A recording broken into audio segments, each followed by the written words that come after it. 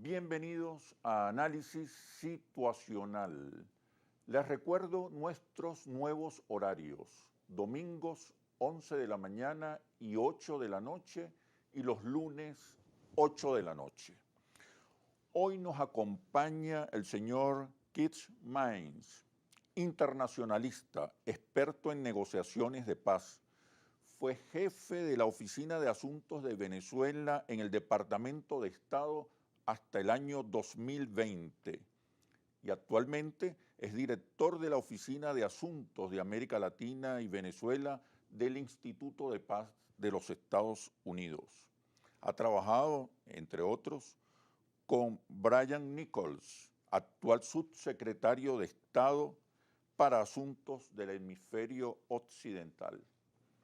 Bienvenido, señor Mains. Muchas gracias. Muy Muchas importante gracias. esta entrevista en el contexto actual que vive Venezuela y América Latina. Quería preguntarle de entrada, ¿cuál es su evaluación acerca del proceso de diálogos y negociaciones que se inició recientemente en México? Bueno, nunca hay garantías en un proceso de negociación tan complejo como la de México, pero según lo que vemos y en comparación tanto con otros esfuerzos entre venezolanos y otros ejemplos históricos, yo creo que está tras un buen comienzo. El preámbulo que firmaron hace 3 semanas fue algo que para nosotros fue excelente. Eso fue algo que se necesitaba. Más o menos un pacto político para reafirmar los principios de la negociación y de la política en Venezuela, la no violencia, la no intervención, la democracia, el consenso nacional, la cuestión de la inclusión de la sociedad civil, de que la sociedad debe tener su voz.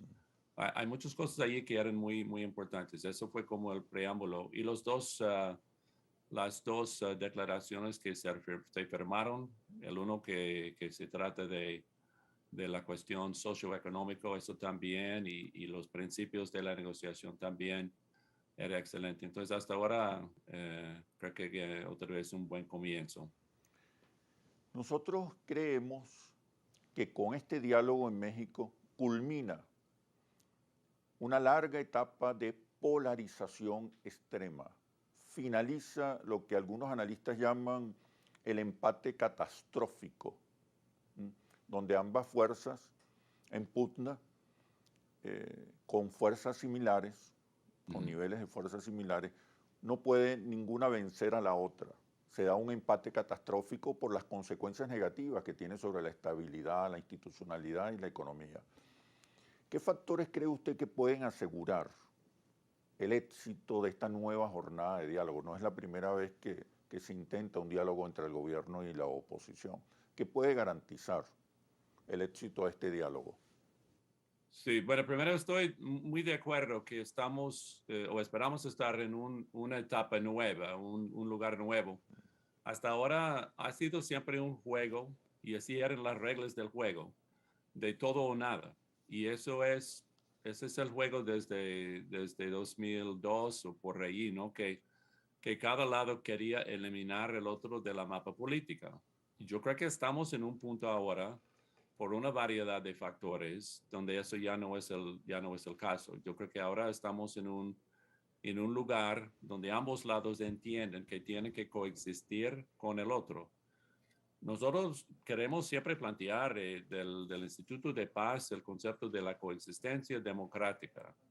Eso es un principio sumamente importante. Para mí eso viene de varios factores. Uno es la simple cansancia de ambos lados, la cansancia del pueblo.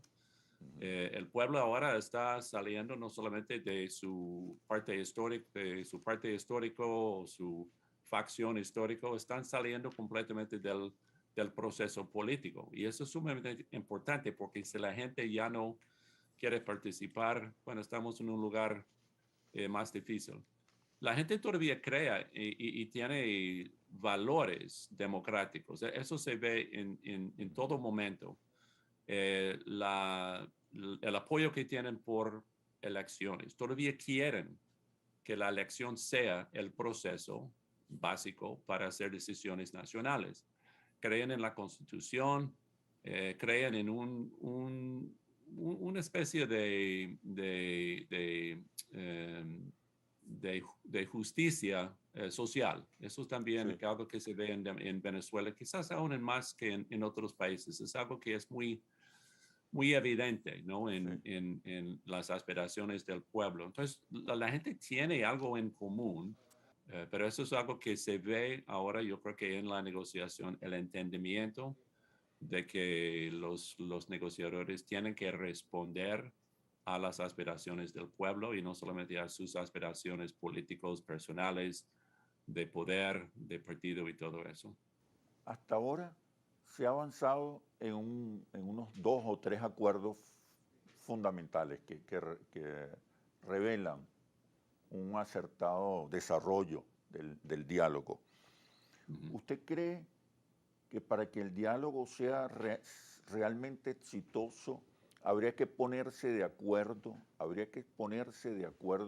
primero en definir un modelo económico compartido? En Venezuela hay consensos con relación a una economía mixta con diferentes formas de propiedad. Hay un acuerdo colectivo acerca de la necesidad de un Estado fuerte, vigoroso, pero también la mayoría de los venezolanos reconoce el rol que debe cumplir la empresa privada en el desarrollo económico y social.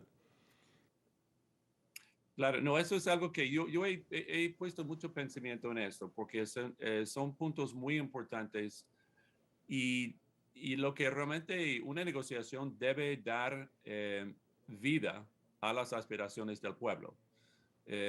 Yo he vivido como diplomático en muchos diferentes países con muchos diferentes modelos económicos y me ha llamado mucho la atención qué es lo que funciona, qué no funciona y dónde estamos en el mundo, porque en Estados Unidos también estamos haciendo una reevaluación de nuestro sistema económico y hay unas luchas entre capitalismo, socialismo y todo eso. Y estamos en las elecciones jugando con estos conceptos. Conozco muchos diferentes modelos.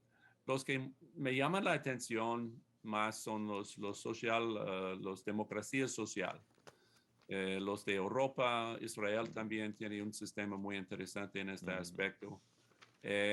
Y estos son los que realmente tienen una alta funcionalidad de su sector privada, pero con un sistema de impuestos y de participación con el sector privado, con el sector público que provea para el pueblo. Y eso es un modelo que realmente en Estados Unidos estamos todavía luchando entre qué mm, tan fuerte queremos ir a la dirección de lo que estamos ya llamando socialismo. Realmente no es socialismo, es claro. la democracia social, porque estamos haciendo las decisiones tras la democracia. Pero ese es el tipo de cosa que para Venezuela yo creo que es a la base del conflicto, ¿no? Sí, El conflicto ha sido entre modelos realmente socioeconómicos que están reforzados por un sistema político. Y eso es lo que yo creo que la gente está buscando, algo nuevo. Lo interesante para mí sería de que Venezuela está en una posición muy interesante sí. porque en el resto del hemisferio están como más o menos como Estados Unidos, están buscando cambios pequeños aquí y allá, pero nada fundamental. Pero Venezuela está en una posición realmente de ir a una dirección nueva. Ujú. Tras la crisis, tras estas negociaciones que van a llegar a un lugar diferente para el país, un modelo político diferente, un modelo socioeconómico diferente. Hay una oportunidad de realmente eh, crear una realidad nueva. Y eso sería muy interesante, ¿no? De ir a esta dirección, quizás de ser el primer democracia social del hemisferio, porque esto hasta ahora realmente no existe. Y estamos en un punto donde el neoliberalismo realmente no se acepta en la mayoría de los países, pero no han buscado o encontrado el modelo nuevo. Excelente, estoy muy de acuerdo con lo que está diciendo. Usted mencionó recientemente que hay factores geopolíticos en el continente que no están ayudando a resolver el conflicto. ¿Me podría mencionar, me podría señalar cuáles son estos factores geopolíticos que conspiran contra el diálogo en Venezuela? Pero después de la pausa comercial, por favor. Muy bien, gracias. Ya regresamos. Estamos conversando con el señor Keith Mines. Actualmente es director de la Oficina de Asuntos de América Latina y Venezuela del Instituto de Paz Norteamericano. Le preguntaba, señor Mines, sobre los factores geopolíticos que pueden conspirar contra este proceso de diálogo. Y añado, además de factores geopolíticos, élites muy conservadoras, muy reaccionarias, que conspiran también contra el proceso de paz o de reconciliación en Venezuela. Bueno, uno espera que tras el proceso de negociación, que los partes pueden no responder a las necesidades de otros, sino simplemente de los de venezolanos. Pero sí hay factores geopolíticos que no se puede ignorar. Hay una manera en que se puede canalizarlos en una dirección positiva. Es algo difícil, pero tras las rondas de negociación, sería interesante explorar cómo llegar a un punto donde los intereses de otros países sean mejor servidos con un Venezuela estable, un Venezuela democrática, un Venezuela que tiene un sistema nuevo económico de lo que donde estamos. Y yo creo que tras no solamente las negociaciones, sino en el contexto de la soberanía, la independencia que ha expresado Venezuela tras los últimos décadas, que sí está en un lugar para controlarlo, que no tiene que ser víctima de otros países. Es un país fuerte, un país orgulloso, un país independiente y que ocupa un lugar muy importante en el mundo. Siempre ha sido así. Entonces yo creo que Venezuela tiene la capacidad de controlarlo, pero va a tener que tomar las decisiones, a veces tomar riesgos para expresar su independencia y de que no va a ser víctima de otros países, de otros intereses que no sean los del pueblo venezolano. Yo pienso también que estos factores que conspiran, que amenazan el proceso de diálogo y el proceso de reconciliación en Venezuela, también pueden servir como fuentes para fortalecer consensos y acuerdos. Frente a la amenaza, el país se une. Frente a las tentativas conspirativas, el país se une alrededor de banderas nacionales. Sí, no, así es. Y tras otros procesos de paz, muchos han encontrado que al final de cuentas no es su país. Ellos son los que van a tener que vivir el proceso de paz cuando ya se determina la dirección que vayan y canalizar, ¿no? los deseos, los intereses de otros países. No sé si usted está de acuerdo con que la oposición llega a la mesa de paz y reconciliación en una posición débil. Se ha ido distanciando por falta de ejercicio político, se ha ido distanciando de las amplias mayorías, llega dividida, atomizada. Y también hay otros actores importantes. Por ejemplo, le puedo decir que el 82% de los venezolanos está a favor de un diálogo entre el gobierno y la empresa privada, más que entre el gobierno y los políticos. La mayoría está de acuerdo con que existan y participen otros actores en este proceso de reconciliación en Venezuela. ¿Qué nos puede decir?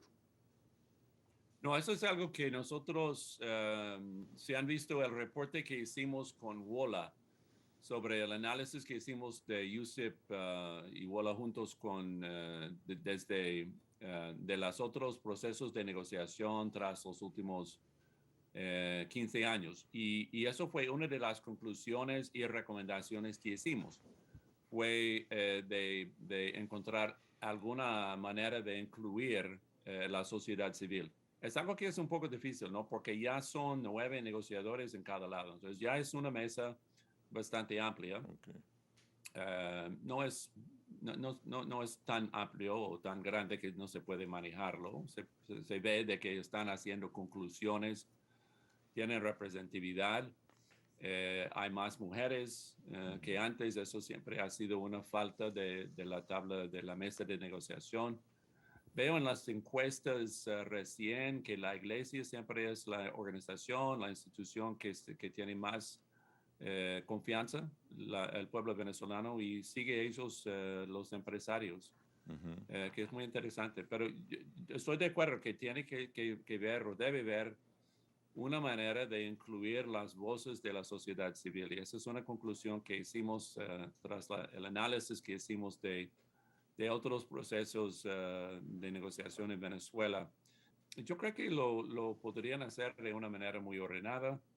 No tendría que ser un free-for-all donde voces están llegando aquí y allí y tienen que consultar con todos para cada decisión. Yo creo que hay una manera de hacerlo para que las voces, las ideas, la experiencia, no solamente técnica, pero la experiencia de la vida en sus vecindades, que esta experiencia se puede canalizar para mejorar el proceso, no para hacerlo más despacio, no para hacerlo más difícil, sino para mejorar el proceso.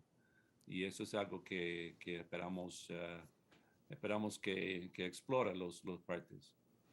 Usted como experto en negociaciones, ¿sería conveniente que al interior del país pudiesen producirse encuentros entre distintos sectores para avanzar en acuerdos muy específicos, muy particulares, por ejemplo con los empresarios? ¿Eso es posible hacerlo en paralelo? ¿Es posible y es conveniente hacerlo en paralelo? Pero por favor me responde cuando termine la siguiente pausa comercial. Ya venimos. Conversamos con Keith Maines. Fue jefe de la Oficina de Asuntos de Venezuela en el Departamento de Estado hasta el 2020 y actualmente es director de la Oficina de Asuntos de América Latina y Venezuela del Instituto de Paz Norteamericano. Le preguntaba, señor Maines, acerca de la conveniencia o no de mesas o encuentros entre factores venezolanos al interior del país, en paralelo con las negociaciones que se vayan desarrollando en México. ¿Es conveniente? ¿Es posible? ¿Ayudaría? No, gracias. Esa es una excelente pregunta, que también hemos pensado mucho de eso en USIP. Es una de las cosas que es una línea de esfuerzo que nosotros tenemos. Y es la cuestión realmente del diálogo nacional. Y eso es un asunto que es tal como la democracia social, de cómo llegar a un modelo compartido de economía y política para el beneficio del pueblo. Es otro asunto que es muy, muy interesante ahora. Y lo estamos viendo en muchos países en el hemisferio, en Chile, ahora en Colombia, varios otros lugares y en el mundo, ¿no? La cuestión de cómo es que el pueblo dialoga con el gobierno, con sus líderes, ¿no? Y entonces la cuestión de diálogo nacional. Sería muy interesante explorar esta cuestión de un diálogo nacional, de una estructura para que las aspiraciones, los conceptos, las necesidades particulares de algunas provincias, estados, ciudades, municipios, sean tomados en cuenta. Y claro que eso puede ser un proceso un poco difícil de manejar, pero sí hay modelos, ¿no? Hay hay modelos tanto hemisférico y en otras partes del mundo para organizarlo, pero sería muy interesante, ¿no? Para que las decisiones no están hechos por personas que no están conectados más directo al pueblo y a los problemas y las aspiraciones. Sería interesante explorarlo, ¿no? Y pensar de cómo organizar una serie de diálogos regionales, diálogos municipales y tras las conclusiones que hacen, hay una manera de alimentar la negociación misma. Y eso es algo que yo creo que sería muy, muy interesante, muy útil y que le da al pueblo la oportunidad de tener su voz. Exacto. Y teniendo esta voz, quizás tendrá más apoyo al final para el proceso. Es algo que encontramos, por ejemplo, en el diálogo nacional que hicieron antes de concluir las negociaciones en Colombia, en Centroamérica era un proceso.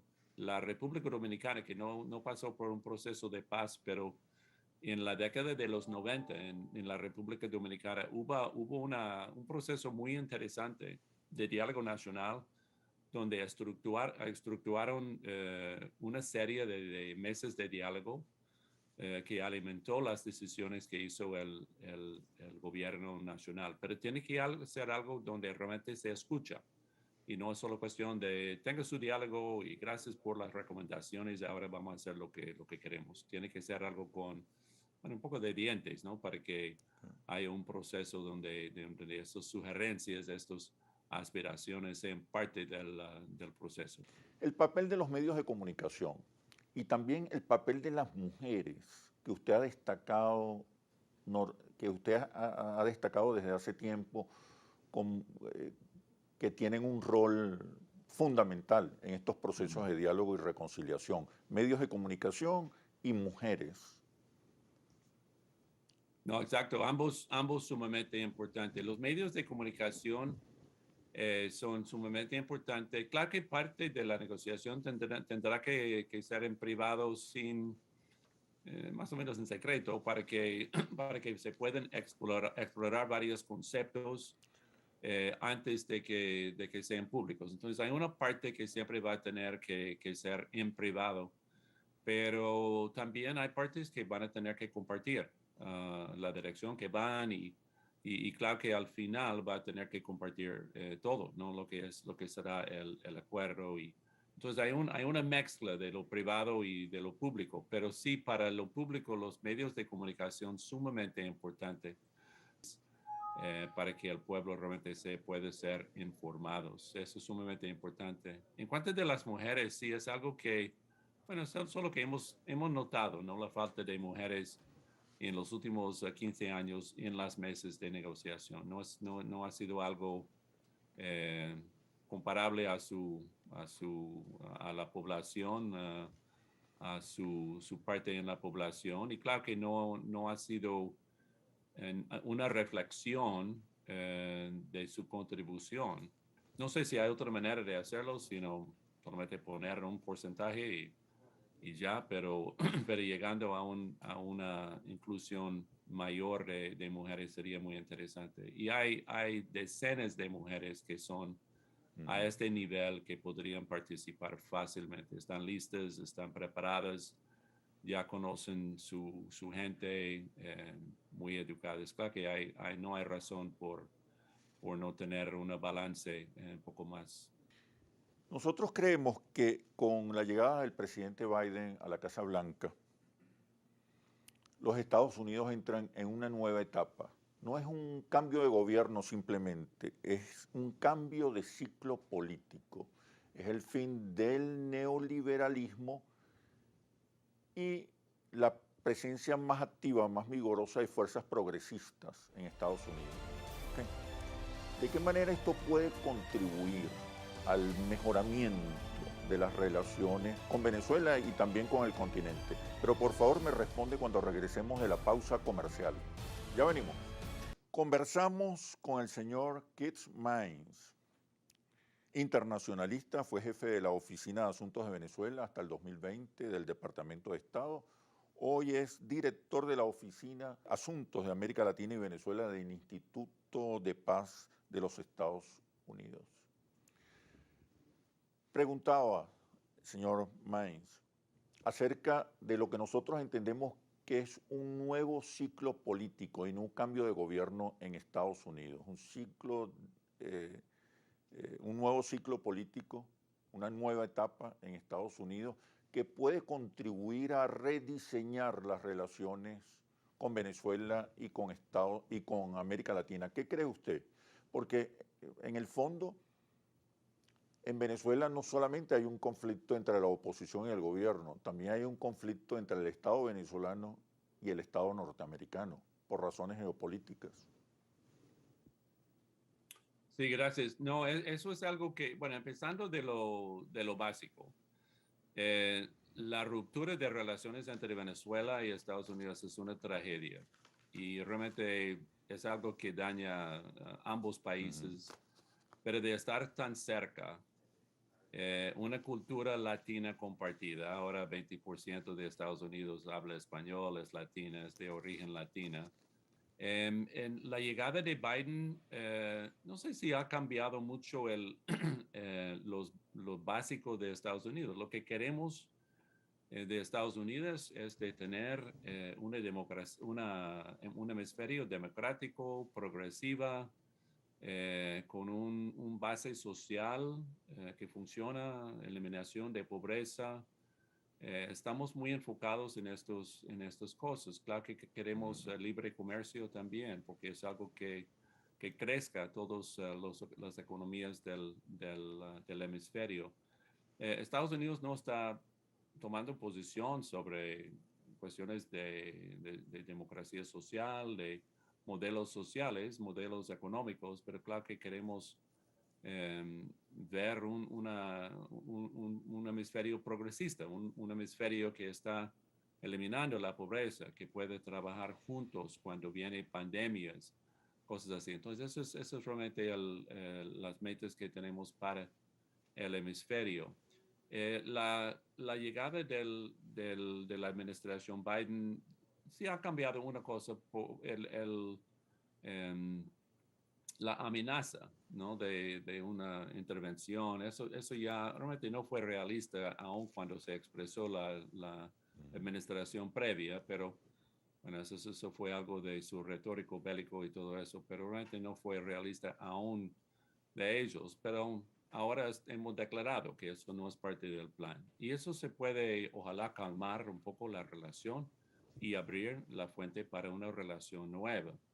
Pero claro que la relación tendrá que ser basada en una visión compartida de democracia, derechos humanos, protección del pueblo y todo lo que estamos aspirando para el hemisferio más generalizado. Pero sí, la administración Biden está muy a favor de mejorar la relación.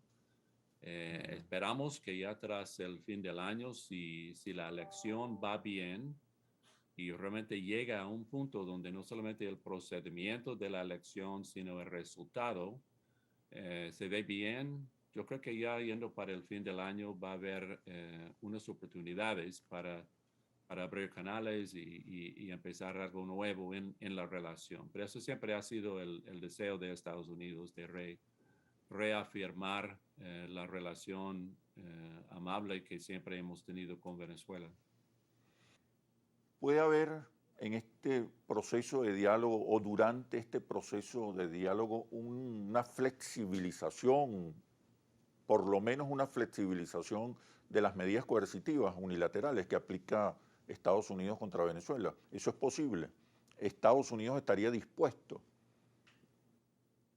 Bueno, si uno lea en cada sanción, cada vez que Estados Unidos aplica una sanción, sea individual o sea de un país en general, siempre hay el Departamento de Tesorería siempre tiene que hacer una explicación muy detallada y bueno, casi nadie los lea, pero si los lea, se ve cuáles son las razones por la sanción, ¿no?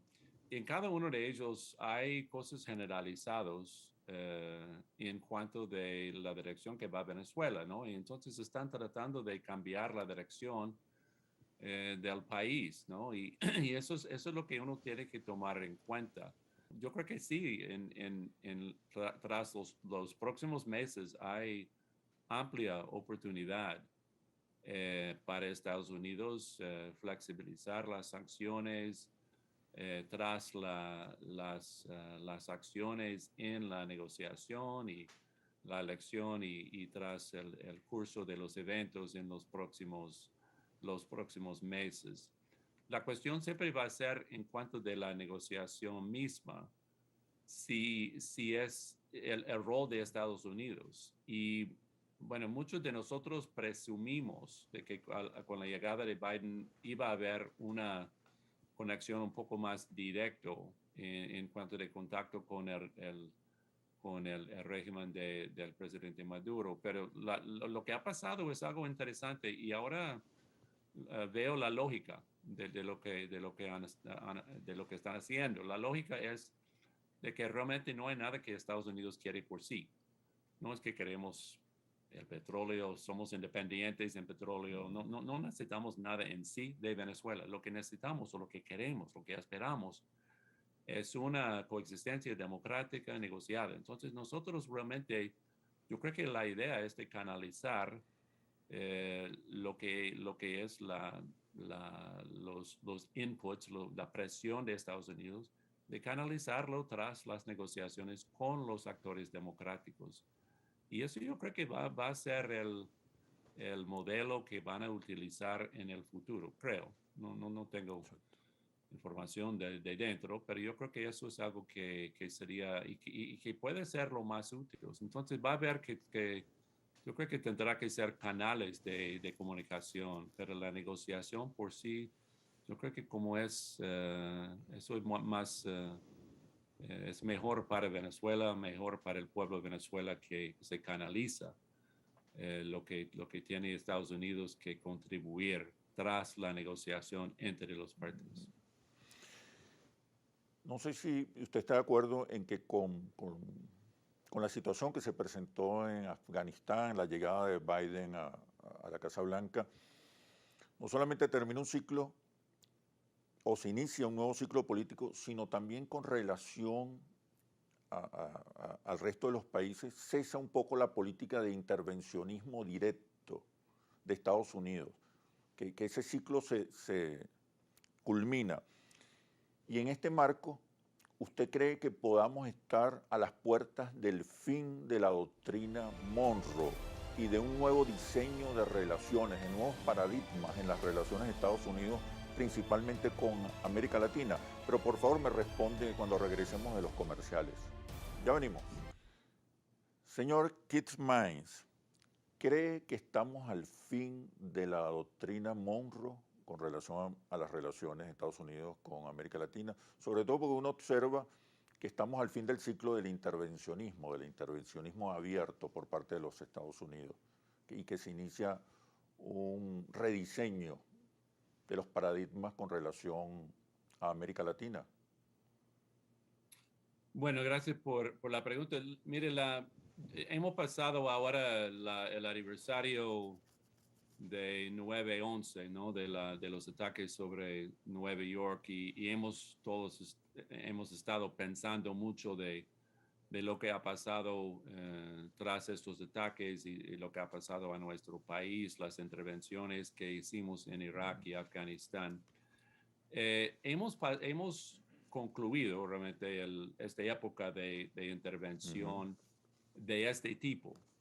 Pues eso fue algo singular. En el hemisferio hemos siempre querido trabajar con amistad, con apoyo, con interacción. La interacción entre pueblos de Estados Unidos con el hemisferio es increíble, ¿no? La cantidad de personas de cada país que viven en Estados Unidos, que interactúan, el nivel de negocio, de comercio entre nuestros países, la interacción educacional, social, bueno, en todo aspecto. Somos parte del hemisferio y eso siempre ha sido nosotros. Hay ciertas veces donde hemos intervenido militarmente, pero son pocos, ¿no? En mi vida solamente Panamá, Grenada, que fue un caso singular, varios otros donde hicimos cosas ahora que pensamos que estamos reevaluando, claro que quizás no era correcto, de Guatemala en 54 y otros lugares, pero más que todo ha sido muy indirecto. Entonces, no sé si estamos pasando por una nueva etapa. Estamos donde siempre hemos querido estar con relaciones amables, amistosas con el hemisferio. El retórico bélico de la administración previa realmente no era realista. Nunca íbamos a invadir a Venezuela. Eso fue algo de solamente una versión de presión, pero realmente no era, Sí. no era realista. En la administración de Biden están buscando una salida de la crisis venezolana que incluye lo que puede ofrecer los Estados Unidos de apoyo humanitario, apoyo a las negociaciones, apoyo político mundial. Y diría también que en Estados Unidos a veces quizá piensan que en Venezuela nadie está prestando atención a nosotros, pero realmente no es verdad. En el Congreso de Estados Unidos hay muchos campeones de Venezuela que están trabajando mucho por buscar una solución en el Departamento de Estado y ahora con la llegada de Brian Nichols como el subsecretario, claro que va a haber más atención y aún en la Casa Blanca misma hay atención siempre a Venezuela y hay un montón de personas, no solamente en el gobierno, sino en los tanques de pensamiento y otros lugares que están sumamente enfocados en Venezuela, ya que tienen muchos amigos en Estados Unidos que están tratando de buscar una solución y de ayudar el país a salir de la crisis actual. El diálogo en México implica un reconocimiento de ambas partes, un reconocimiento de la institucionalidad, un reconocimiento del gobierno bolivariano, una apuesta por la convivencia, la cohabitación, incluso la alternancia. Esto no obligaría a Estados Unidos y a otros países, no los obligaría a decidir el fin también del gobierno interino de Juan Guaidó como un factor que puede perturbar el desarrollo de las conversaciones. ¿No cree que ya es el momento de poner fin a esa estrategia de poder dual? Sobre todo tomando en cuenta que Juan Guaidó solo tiene respaldo del 6 o 7% de la población y que 9 de cada 10 venezolanos reconoce que quien manda en Venezuela es el presidente Maduro. Bueno, eso va a ser una cuestión poco complicado. No quiero hacer un comentario porque realmente no tengo opinión fuerte sobre la salida correcta. Lo que diría es que es algo que debe ser parte de la negociación sobre los próximos 3 o 4 meses, porque es algo que es sumamente importante, ¿no? Y tiene que ver no solamente con la dualidad de poder, sino también con recursos actuales. Entonces es algo que es sumamente importante, pero yo diría que eso es algo que realmente debe ser parte de la negociación. Parte va a tener también que ver con la conclusión de la elección. Si esta elección va en una dirección transparente, con participación de todos, y ahora todos están tratando de participar, si la institucionalidad de la elección está fuerte al final, eso va a ser también un factor, ¿no? que pueda hacer una tierra más fértil para lo que siga. Pero no voy a hacer predicciones, Exacto. comentarios, es algo muy, muy complicado. Le entiendo. Muy probablemente es lo que arrojan las encuestas, y sobre todo la encuesta de Interlaces, que es una de las más importantes encuestadoras del país. Podríamos estar a niveles de participación del 40-42%, que es una cifra importante, significativa en elecciones de este tipo. Recuerde que estamos eligiendo en noviembre los nuevos gobernadores y los nuevos alcaldes. El chavismo tiene la primera oportunidad.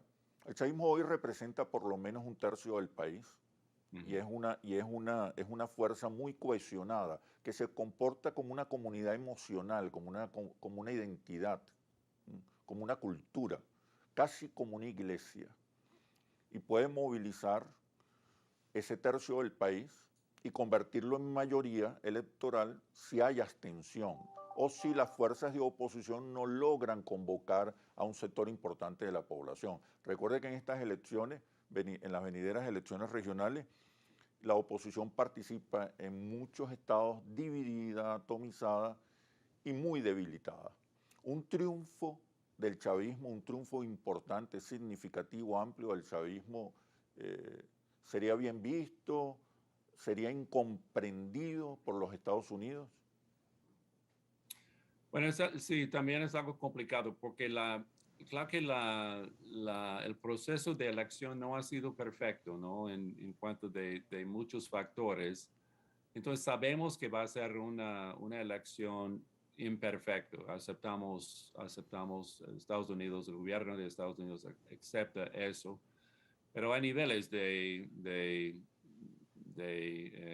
hay niveles de la transferencia de elecciones, de la institucionalidad de elecciones, ¿no? Entonces se espera que puede ser por lo menos una elección viable, una elección creíble, pero sí, todos saben que no va a ser algo perfecto, pero sí es un señal muy importante, ¿no? De la seriedad actual de la restauración, la institucionalidad de democracia en Venezuela. Entonces va a ser un señal muy importante.